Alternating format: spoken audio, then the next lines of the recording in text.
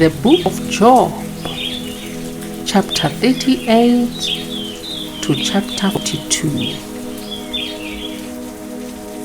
Then the Lord spoke to Job out of the storm. He said, "Who is this that obscures my plans with words without knowledge? Brace yourself like a man. I will question you, and you shall answer me. Where were you when I laid the earth's foundation? Tell me if you understand. Who marked off its dimensions? Surely you know. Who stretched a measuring line across it? On what were its footings set? Or who laid its cornerstone? While the morning stars sang together and all the angels shouted for joy? Who shut up the sea behind doors when it burst forth from the womb? When I made the clouds its garment and wrapped it in thick darkness, when I fixed limits for it and set its doors and bars in place, when I said, this far you may come and no farther, here is where your proud ways halt.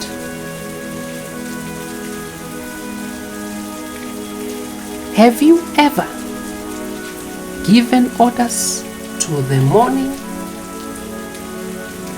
or shown the dawn its place, that it might take the earth by the edges and shake the wicked out of it? The earth takes shape like clay under a sea. Its features stand out like those of a garment. The wicked are denied their light, and their upraised arm is broken. Have you journeyed to the springs of the sea, or walked in the recesses of the deep? Have the gates of death been shown to you? Have you seen the gates of the deepest darkness? Have you comprehended the vast expanses of the earth? Tell me if you know all this.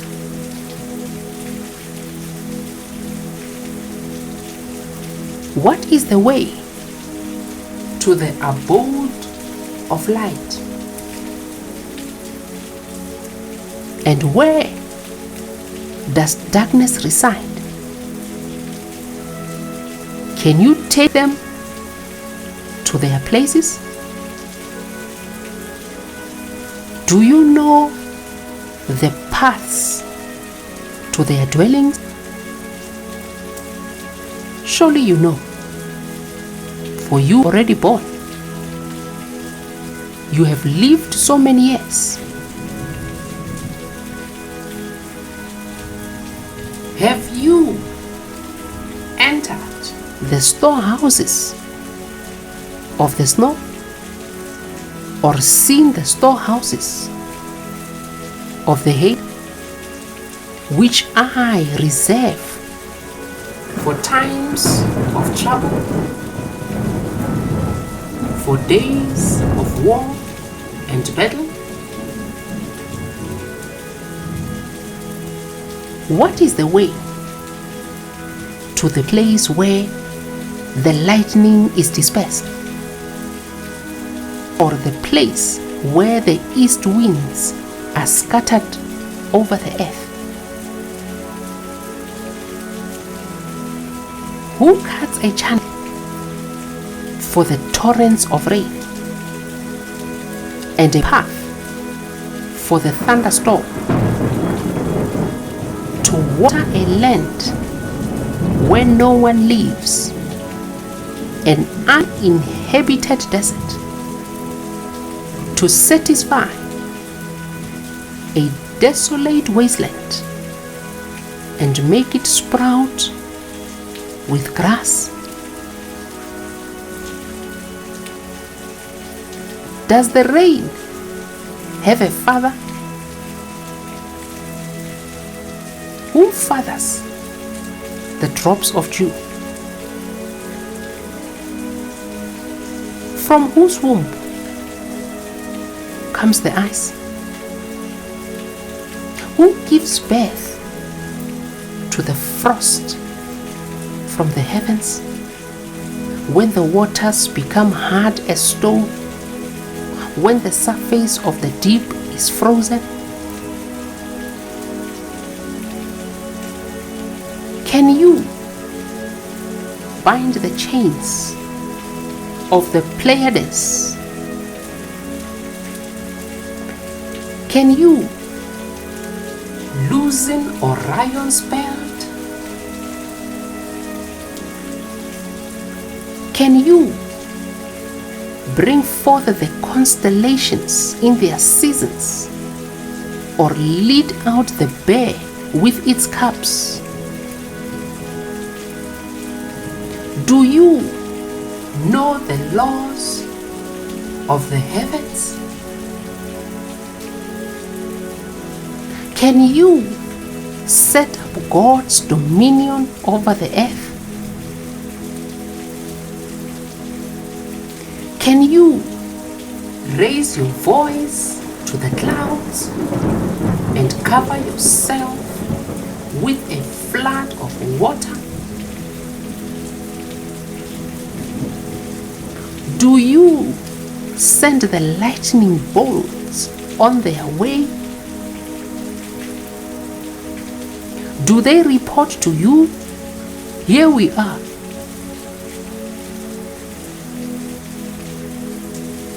Who gives the ibis wisdom, or gives the rooster understanding?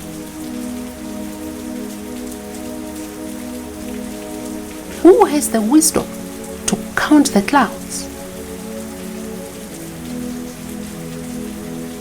Who can tip over the water jars of the heavens when the dust becomes hard and the clouds of earth stick together? Do you hunt the prey for the lioness and satisfy the hunger of the lions when they crouch in their dens or lie in wait in a thicket? Who provides food for the raven when its young cry out to God and wander about for lack of food? Do you know when the mountain goats give birth? Do you watch when the doe bears have fawn? Do you count the months till they bear? Do you know the time they give birth?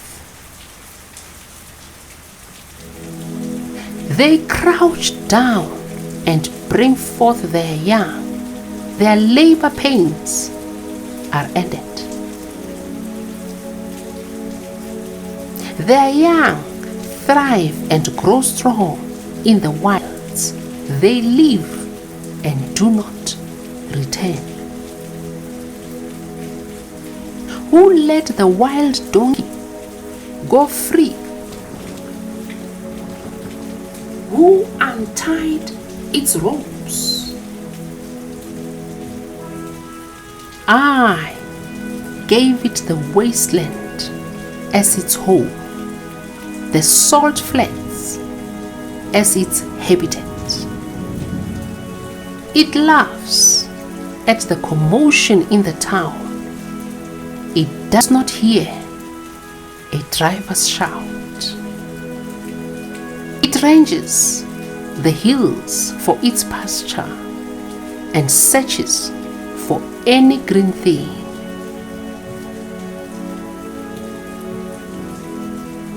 Will the wild ox consent to you? Will it stay by your manger at night? Can you hold it to the furrow with a harness? Will it till the valleys behind you? Will you rely on it for its great strength? Will you leave your heavy work to it? Can you trust it to howl in your grain and bring it to your threshing floor? The wings of the ostrich flap joyfully, though they cannot compare with the wings and feathers of the stork.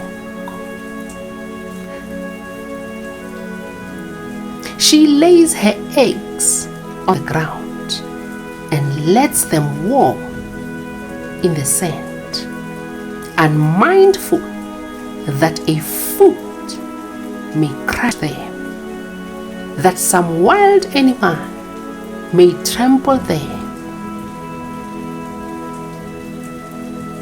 She treats her young harshly as if they were not hers.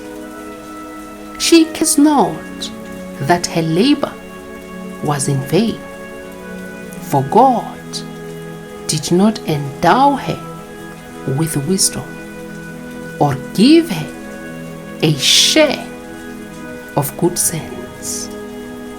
Yet when she spreads her feathers to run, she laughs at horse and rider.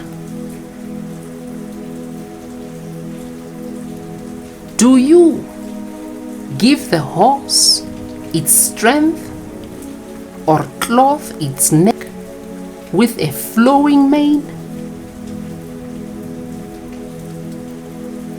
Do you make it leap like a locust, striking terror with its proud snorting? It paws fiercely, rejoicing in its strength, and charges into the fray. It laughs at fear, afraid of nothing. It does not shy away from the sword. The quiver rattles against its side, along with the flashing spear and lance. In frenzied excitement, it eats up the ground. It cannot stand still when the trumpet sounds. At the blast of the trumpet, it snorts. Aha! It catches the scent of battle from afar, the shout of commanders, and the battle cry. Does the hawk take flight by your wisdom and spread its wings toward the south? Does the eagle soar at your command and build its nest on high? It dwells on a cliff and stays there at night. A rocky crag is its stronghold. From there it looks for food. Its eyes detect it from afar.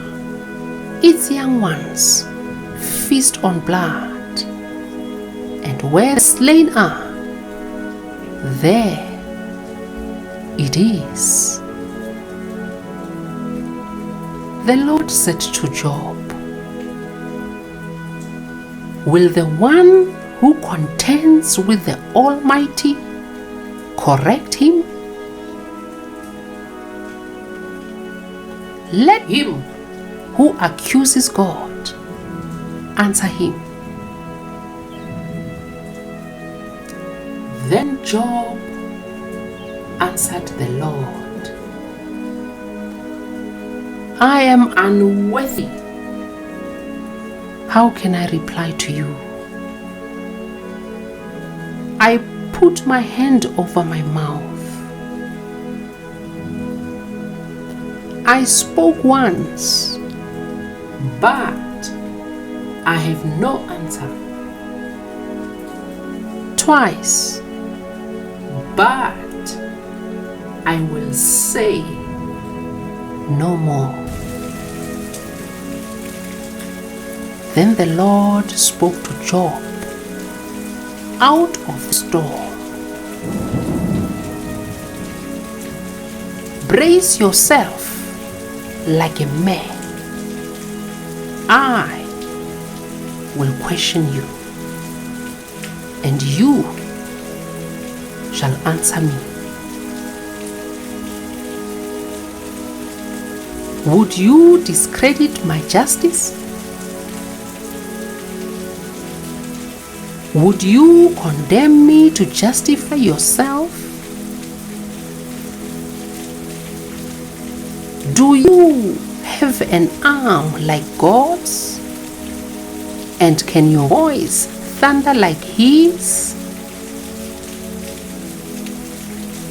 Then adorn yourself with glory and splendor, and clothe yourself in honor and majesty. Unleash the fury of your wrath. Look at all who are proud and bring them low. Look at all who are proud and humble them. Crush the wicked where they are. Crush the wicked where they stand. Bury them all in the dust together. Shroud their faces in the grave. Then I myself will admit to you that your own right hand can save you.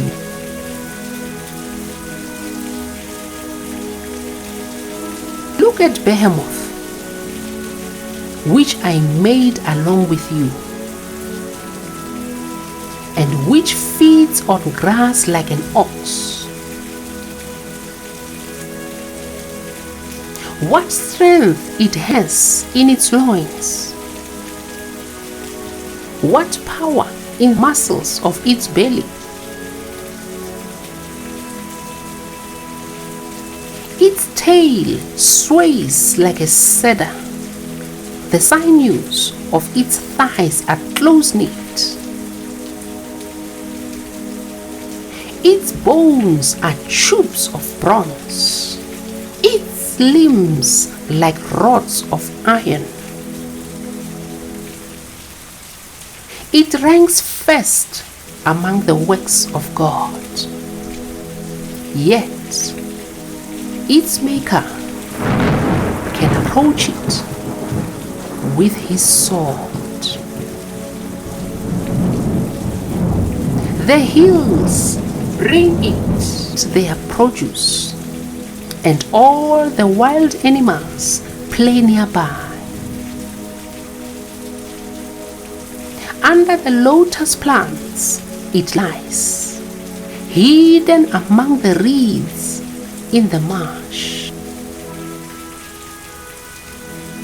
The lotuses conceal it in their shadow. The poplars by the stream surround it. A raging river does not alarm it. It is secure, though the Jordan should search against its mouth.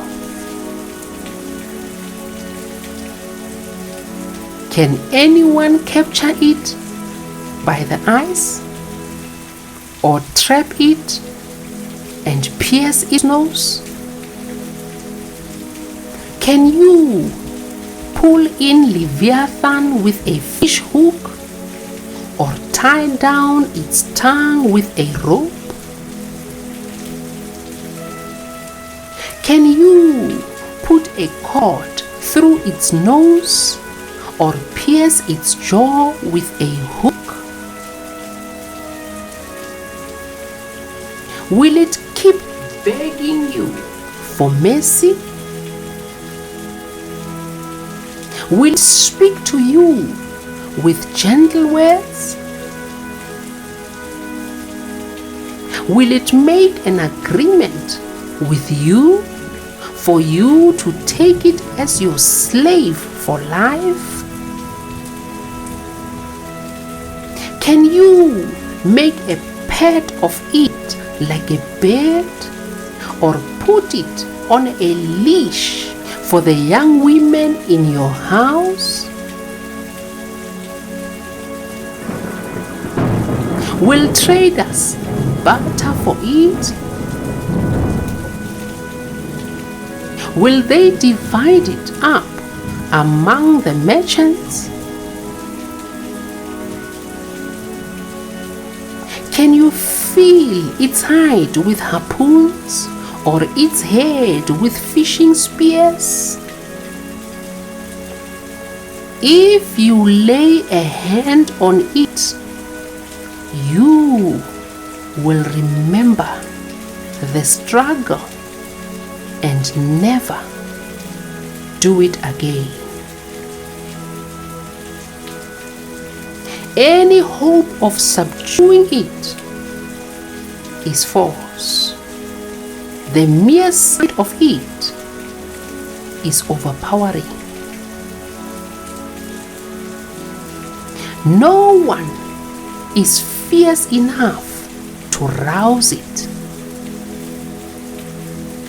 Who then is able to stand against me? Who has a claim against me that I must pay? Everything under heaven belongs to me. I will not fail to speak of Leviathan's limbs, its strength, and its graceful fall. Who can strip off its outer coat? Who can penetrate its double coat of armor? Who dares open the doors of its mouth, ringed about with fearsome teeth? Its bag has rows of shields tightly sealed together. Each is so close to the next that no air can pass between. They are joined fast to one another. They cling together and cannot be parted. Its snorting throws out flashes of light. Its eyes are like the rays of dawn. Flames stream from its mouth. Sparks of fire shoot out. Smoke pours from its nostrils as from a boiling pot over burning reeds. Its breath sets coals ablaze and flames dart from its mouth. Strength resides in its neck. Dismay goes before it. The folds of its flesh are tightly joined. They are firm and immovable.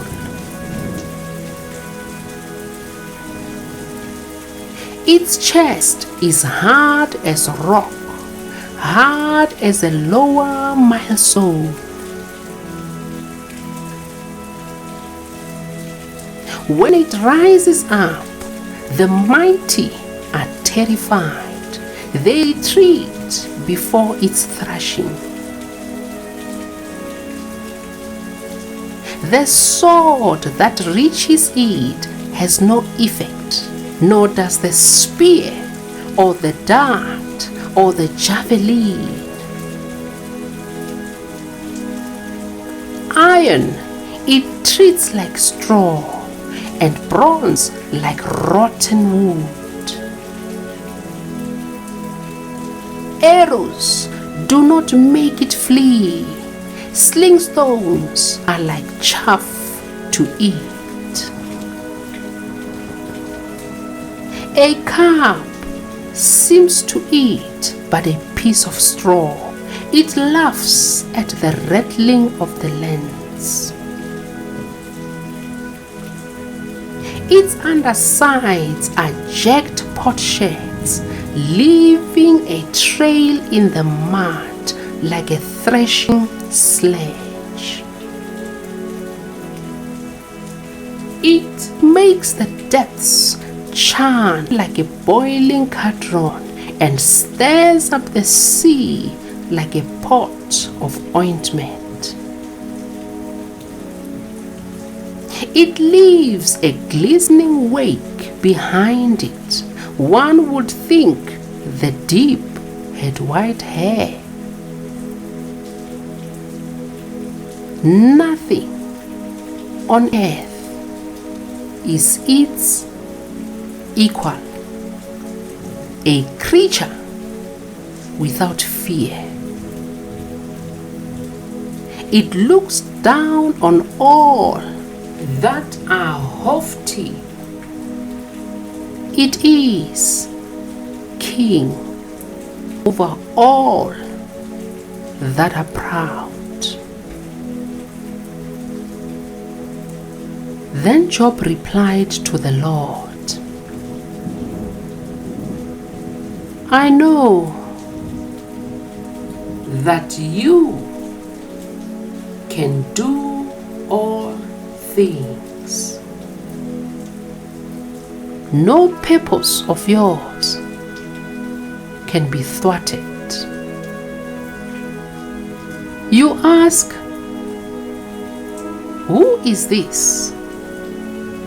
that obscures my plans without knowledge. Surely, I spoke of things I did not understand, things too wonderful for me to know. You said, "Listen now, and I will speak. I will question you, and you shall answer me." My ears had heard of you, but now my eyes have seen you. Therefore, I despise myself and repent in dust and ashes. After the Lord had said these things to Job, he said to Eliphaz the Temanite, "I am angry with you and your two friends, because you have not spoken the truth about me, as my servant Job has. So now take 7 bulls and 7 rams and go to my servant Job and sacrifice a burnt offering for yourselves. My servant Job will pray for you, and I will accept his prayer and not deal with you according to your folly. You have not spoken the truth about me, as my servant Job has." So Eliphaz the Temanite, Bildad the Shuhite, and Zophar the Naamathite did what the Lord told them, and the Lord accepted Job's prayer. After Job had prayed for his friends, the Lord restored his fortunes and gave him twice as much as he had before. All his brothers and sisters and everyone who had known him before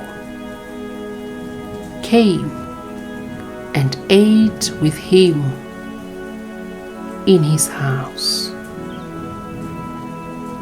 They comforted and consoled him over all the trouble the Lord had brought on him, and each one gave him a piece of silver and a gold ring. The Lord blessed the latter part of Job's life more than the former part, He had 14,000 sheep, 6,000 camels, 1,000 yoke of oxen, and 1,000 donkeys. And he also had 7 sons and 3 daughters. The first daughter he named Jemima. The second, Keziah. And the third, Keren Hapush. Nowhere in all the land were there found women as beautiful as Job's daughters. And their father granted them an inheritance along with their brothers.